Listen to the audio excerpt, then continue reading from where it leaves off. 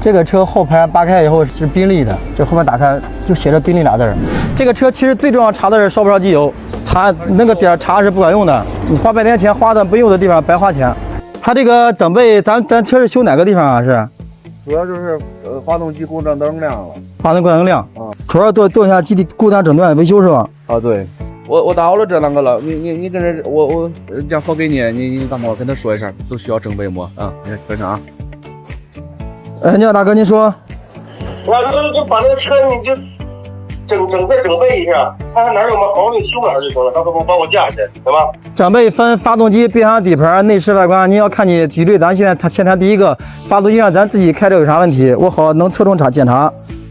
开着没啥问题，就是那个你看那个发动机那个灯不是老亮了吗？那发动机说里面有个缺什么小零件了的，别的问题没有，你就给我整个检查一下吧，行吧？我还想就相当于这个全车体检一下，内饰外观我先不查啊，我就只查机电部分是吧？发动机、变速箱底盘给你查一遍。啊，对，行吧？开单的写150检查，给客户到时候说一声，是吧？拆花胎检查缸内，检查积碳，检查烧机油的情况，检查底盘是否有异响，检查发动机故障灯亮。它这个车经典4座的，你看后排打开你知道吗？看到吧？现在找这个配置的很能在路上跑的很少。这个车就这个配置太难找了。184L 这不漏油吗？都得查漏油，对吧？对，先放这儿吧，先把这开单的标准流程抖一下行吗？150检查，大哥啊。经过我们150项详细检查，发现缸内积碳严重。电脑检查发现，爆2次空气系统气缸内流量过低，因为这些细小通道都在发动机内部，这玩意得落发动机疏通，再加上车子已经跑了17万公里，大哥想要一次性解决问题，干脆再来一个大保养，把到公里数的零部件全都整备一下。那废话不多说，直接开干。施工前清洗底盘。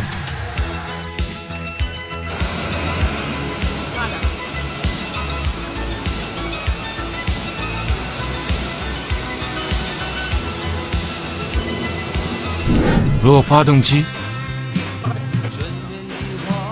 下来了。那个发动机。准备核桃砂清洗积碳，核桃砂清洗积碳，解决车子提速发闷问题。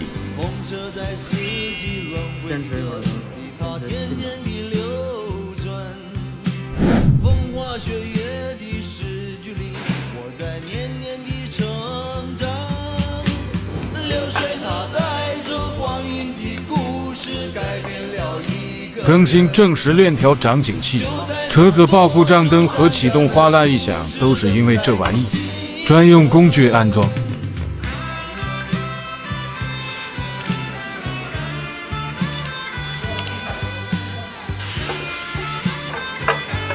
疏通发动机内部2次空气通道。发动机上车。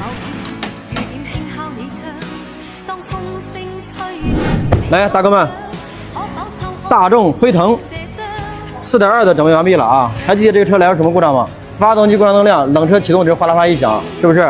我们当时检查完说是啥原因？正时链条或者土轮轴有问题，对不对？土轮轴待定的，我们拆检了一遍啊，进排气土轮轴没问题，所以没给它换。但是我们换的啥东西？暂紧器，链条暂紧器。有没有发现，大哥们啊？奔驰、宝马、奥迪，如果你冷车启动哗啦哗一响的时候，大概率是什么原因？就是一听发动机的前部，大概率什么原因？它正是那套东西。所以你们老问我，杰哥天天修宝马了，你们团队会不会修进口大众啊，大哥啊，小菜一碟啊！来，接下来咱修完了，咱上路试车，看他车还有没有故障灯亮，启动还有没有异响。废话不多说，出去溜一圈。还是那句话，说实话，这个车内饰搞得可好了啊。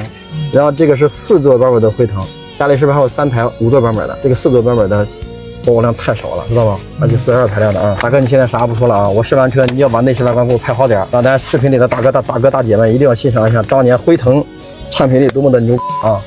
说实话，这个配置底盘真的比当年的7系要好，奈何啊，它挂到标是大众，你看，所以它销量就没有宝马好啊。但这个感觉，当年这个看到跟途锐一样，飞机挡把，看到吗？啊这儿，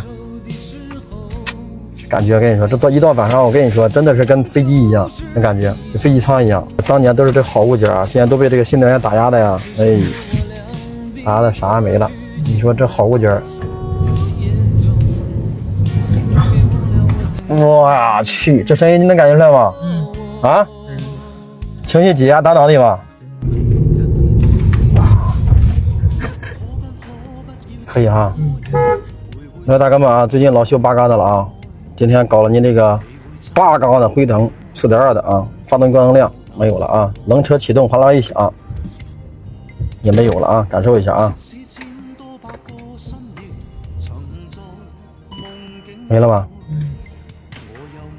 仪式感，我去，还是4座版本的，这不就是宾利吗？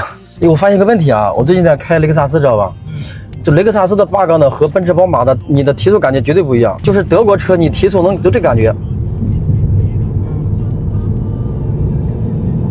像不像飞机要起飞的那感觉？你能明白我要表达的意思吗？